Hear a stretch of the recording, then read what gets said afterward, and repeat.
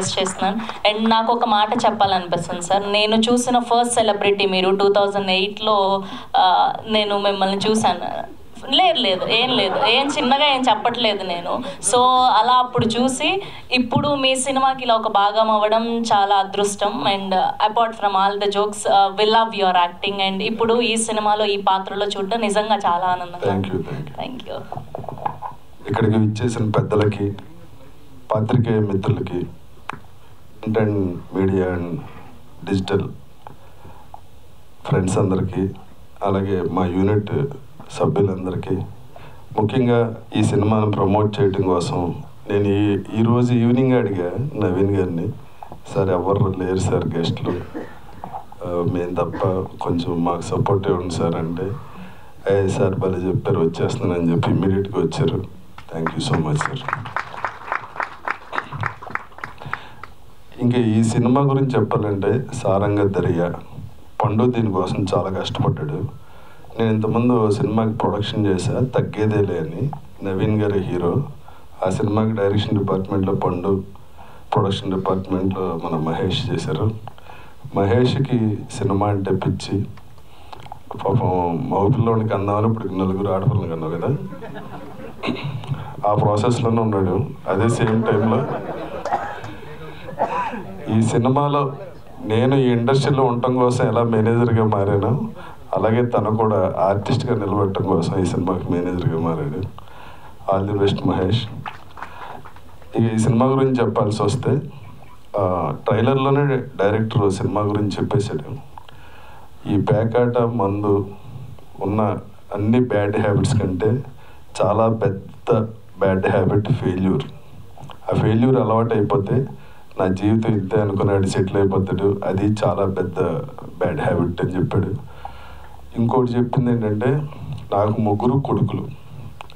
ఒక కొడుకు రిలీజియన్ వల్ల ఇబ్బంది పడతాడు, ఒక కొడుకు క్యాస్ట్ వల్ల, ఇంకొక కొడుకు హార్మోన్ డెఫిషియన్సీ వల్ల అమ్మాయిలా మారాల్సిన పరిస్థితి వస్తుంది. ఇప్పుడు నేను ఈ సినిమాలో కాలేజీ లెక్చరర్. ఉన్న స్టూడెంట్స్ అందరికీ నేను నీతులు చెప్తా కానీ ఇంట్లో ఏం జరుగుతుందో నాకు తెలియదు. వీళ్ళు ఫెయిల్ అయ్యి వీళ్ళ జీవితాలు నాశనం అయిపోయాక తెలుస్తుంది నాకు చాలా లేట్గా. దానికి కారణం ఏంటంటే, డైరెక్టర్ లెంగ్త్ ఎక్కువ చూపించలేదు కానీ ఇప్పుడున్న మిడిల్ క్లాస్ ఫ్యామిలీస్లో ఏంటంటే అండి, ఇదివరకు ఒకే చోట కూర్చుని అందరూ భోజనం చేయటం, ఒకళ్ళ కష్టం ఏదన్నా ఉంటే ప్రాబ్లం ఉంటే పేరెంట్స్కి చెప్పుకోవటం, ఇవన్నీ ఉన్నాయి.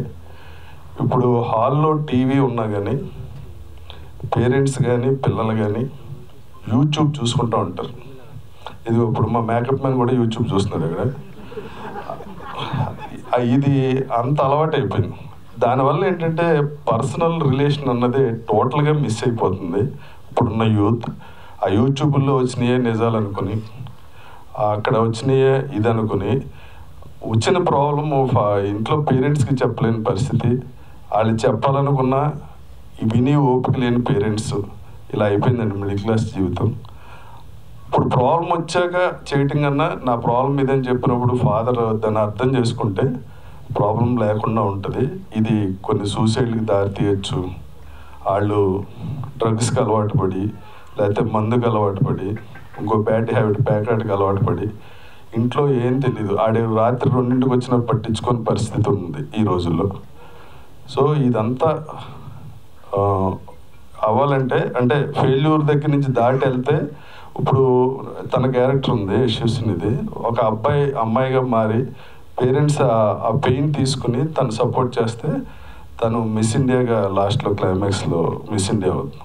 అలాగే ప్రతి పేరెంట్ పిల్లలకి సపోర్ట్ అంటే ఒక ఫ్రెండ్ లాగా ప్రాబ్లమ్స్ ఏంటని కనుక్కొని చేస్తే ఏ పిల్లోడు ఫెయిల్ అవడు.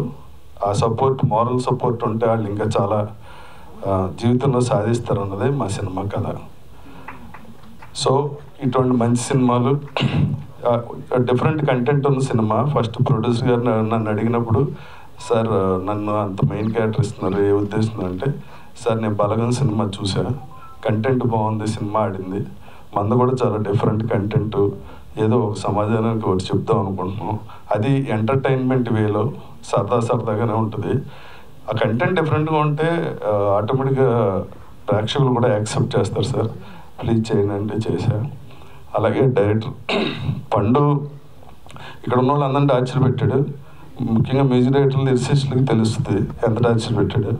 అలాగే మా ఆర్టిస్టులకు కూడా అంటే ఒక రకంగా సాటిస్ఫై అవ్వడం, ఇంకా ఏదో తెప్పిద్దామని ట్రై చేస్తుంటాడు. ఒక పెద్ద డైరెక్టర్కి ఉండాల్సిన లక్షణాలు అవి. సార్ ఏంటి సార్ డైరెక్టర్ దుబ్బేస్తున్నాడు అంటే మా ప్రొడ్యూసర్ సార్ చేయండి సార్ చెప్పినట్టు బాగా వస్తుంది, తను బాగా చేస్తాడు sir. Sir call sheet time అయిపోతుంది. లేదు సార్ పర్లేదు సార్ 9 అయినా ఇంకో హాఫ్ కాల్ షీట్ పడుతుంది ఆయన చెప్పి చేసి బాగుంటుంది సార్, పండు బాగా తీస్తాడు సార్. ఇదే బిగినింగ్ నుంచి వాళ్ళ దాకా పండుని గారం చేసి ఆయన్ని చెడగొట్టేసారు మా ప్రొడ్యూసర్. అంతా హ్యాపీగా ఓ ఫ్యామిలీలా జరిగింది సినిమాకి కూడా మాకు ఫ్యామిలీలాగే బాండింగ్ ఉంది. మీరందరూ ఈ సినిమా చూసి సంతోషిస్తారని, ఆనందిస్తారు, ఎంటర్టైన్ అవుతారు అనుకుంటున్నా. అలాగే తెలంగాణ గవర్నమెంట్ నో డ్రగ్స్ అనే ఒక ఉద్యమం చేస్తుంది. ప్లీజ్ ఎక్కడైనా ఎవరికైనా ఆ విషయం తెలిస్తే కంప్లైంట్ ఇవ్వండి. ఎందుకంటే ఇది మన పిల్లల భవిష్యత్తు, మన తరాల భవిష్యత్తు. స్కూల్లో మరీ చిన్నపిల్లలకి చాక్లెట్లు ఇచ్చేస్తున్నారని తెలిసి నేను చాలా బాధపడ్డా. 7th క్లాస్ అమ్మాయి ప్రెగ్నెంట్ అయిందని తెలిసిన రోజు ఆ రోజు భోజనం కూడా చేయలేను నేను. Please no drugs.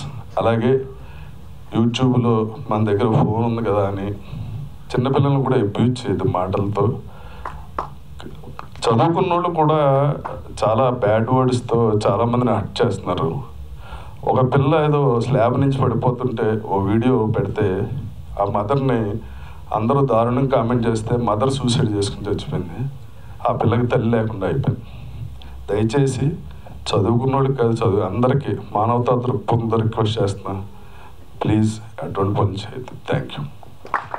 Thank you, sir. Thank you so much. That was a lovely speech.